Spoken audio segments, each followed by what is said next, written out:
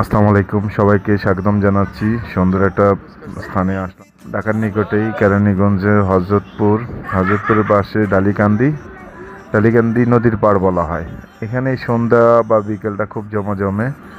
দেখতেই পাচ্ছেন অনেক ধরনের রেস্টুরেন্ট, আর নদীর পাড়ের হওয়ার কারণে এখানটা আসলে সৌন্দর্যটা অন্যরকমই লাগে রাত্রেবেলায়।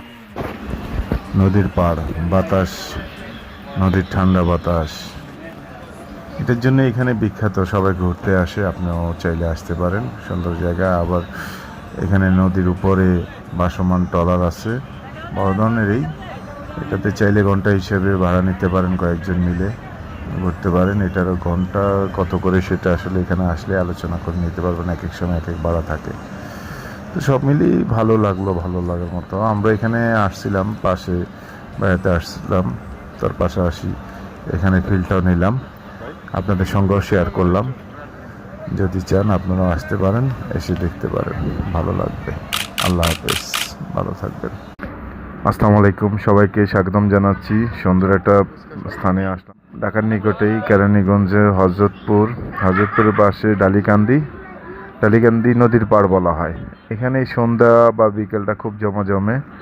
দেখতেই পাচ্ছেন অনেক ধরনের রেস্টুরেন্ট, আর নদীর পাড়ের হওয়ার কারণে এখানটা আসলে সৌন্দর্যটা অন্যরকমই লাগে রাত্রেবেলায়। নদীর পাড়, বাতাস, নদীর ঠান্ডা বাতাস, এটার জন্য এখানে বিখ্যাত, সবাই ঘুরতে আসে। আপনিও চাইলে আসতে পারেন, সুন্দর জায়গা। আবার এখানে নদীর উপরে ভাসমান ট্রলার আছে, বড় ধরনেরই। এটাতে চাইলে ঘন্টা হিসেবে ভাড়া নিতে পারেন, কয়েকজন মিলে ঘুরতে পারেন। এটারও ঘন্টা কত করে সেটা আসলে এখানে আসলে আলোচনা করে নিতে পারবেন, এক এক সময় এক এক ভাড়া থাকে।